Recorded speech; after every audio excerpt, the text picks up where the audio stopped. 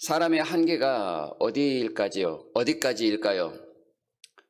참 마음은 온유로되 몸과 실력이 따라주지 않아서 마음이 상할 때가 있습니다. 잘할 수 있을 것 같은데 실제로는 잘 되지 않아서 실망할 때도 있습니다. 평소에 참 쉽게 하던 일인데 갑자기 그 일이 되지 않아서 낭망하기도 합니다. 많은 것을 할 수 있을 것 같은데 참 많은 것을 할 수 없는 그런 현실 때문에 때로는 비참해지기도 합니다. 이런 사람의 한계에 부닥치는 모습, 그것이 살아가는 보통 사람, 우리의 모습이라고 생각합니다. 그러나 이런 모습이 하나님께서 우리를 처음 만드셨던 그 모습은 아닙니다. 하나님께서는 아주 놀랍고 아름답고 가치와 지혜와 능력 면에서 모든 것이 다 출중하도록 우리를 만드셨습니다. 한 번도 경험해보지 못한 모습이라 이해하기가 어려울 수 있지만 하나님께서 우리는 완벽하게 만드셨다라는 것을 성경을 통하여 말씀해주고 계십니다. 어디에 내놔도 부족함이 없는 모습, 그것이 하나님께서 처음 사람을 만드신 모습이었습니다.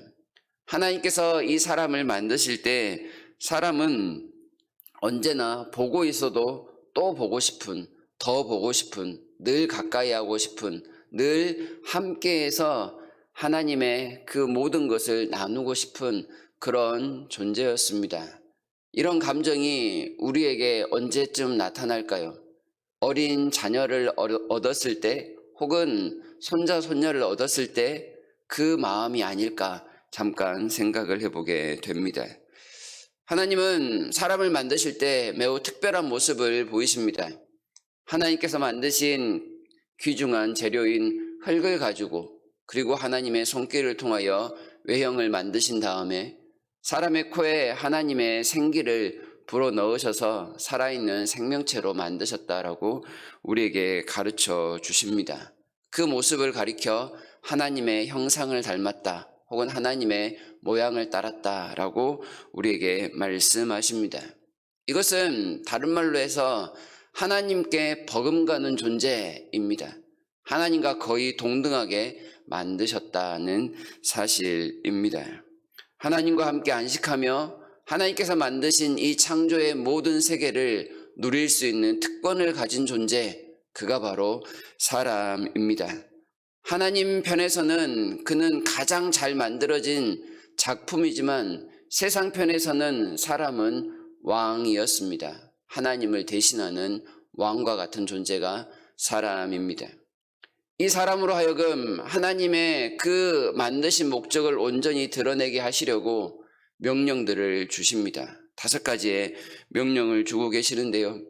이 명령에 순종하며 사는 존재가 바로 사람입니다.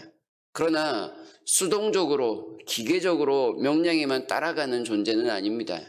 이 명령이 있으니 그 명령을 기억하고 그 명령에 따라 이것이 왜 주어졌는지를 분명히 알고 가장 복되게, 가장 충만하게 하나님의 마음을 구현할 수 있는 존재가 바로 사람이었다라고 할 수 있습니다. 사람에게 주어진 기본적인 명령은 앞에 28절에 나오는 3개입니다. 생육하고 번성하여 땅에 충만하라. 한마디로 하면 수적으로 증가하라 라는 말입니다. 하나님은 사람을 하나밖에 만들지 않았습니다. 온 땅에 충만하게 만드실 수 있었지만 한 사람으로 말미암아 모든 인류가 퍼져나가도록 그렇게 행하신 것이지요. 한 사람으로 인해서 점점 자손이 번성하는 모습을 통하여 하나님의 형상이 세계 방방곡곡에 쌓여가는 모습을 상상하며 즐거워하셨다, 이렇게 말할 수 있겠습니다. 아무리 많은 사람들이 번성하더라도 부족함이 없는 세상, 변함이 없는 세상을 하나님은 만들어 놓으시고 기다리고 계셨습니다. 사람을 향한 완전한 배려라고 하겠습니다. 창조의 풍성함을 마음껏 누리도록 하나님께서 이렇게 배려하신 상태에서 생육하고 번성하는 것, 이것은 의무, 곧 명령이라기보다는 오히려 권리에 가깝습니다. 마음껏 채우시는 하나님으로 인하여 생육하고 번성함은 특권이기 때문에 그렇습니다. 여기에 좀 더 특별한 명령 두 가지를 더하십니다. 정복하고 다스리라. 땅을 정복하고 모든 생물을 다스리라는 것은 하나님의 대리 통치자가 되어 이 세상을 왕처럼 다스리라는 명령입니다. 이건 어떠한 강제적인 모습을 통하여 힘으로 굴복시키라 그런 의미는 아닙니다. 사람이 발로 서 있는 모든 곳에서, 땅을 밟고 가는 모든 곳에서 하나님의 창조의 섭리와 질서들을 발견하며 또한 그 일들이 여전히 이루어지도록 하나님께 간구하고 하나님을 위하여 찬미하는 그런 질서를 유지하는 일들을 계속 감당하게 하는 그런 역할을 말씀하고 계시는 것입니다. 한마디로 말하면 사람은 하나님이 일하시는 곳에 현장 감독과 같은 역할인 것이지요. 자신이 발로 서 있는 그곳에서 하나님께서 이런 일도 하셨습니다. 하나님께서 모든 생물들을 바라보게 하시면서 이렇게 아름답고 신비롭게 만드셨습니다 라고 감탄을 자아내게 만드는 일, 그것이 바로 사람이 주어진 명령대로 정복하고 다스리는 일입니다. 어떠한 경우에도 하나님께 찬양과 경배를 그치지 않는 모습, 그것이 바로 하나님 앞에서 온전히 영광 돌릴 사람의 역할이라는 뜻입니다. 그리고 이러한 명령과 함께 사람은 하나님의 그 7일째에 안식하는 모습으로 들어갑니다. 더 이상 만들 것이 없을 만큼 완벽한 창조를 경험하게 하시면서 하나님과 함께 사람은 안식합니다. 곧 사람만이 유일하게 하나님의 안식에 동참하는 그런 존재였다는 사실입니다.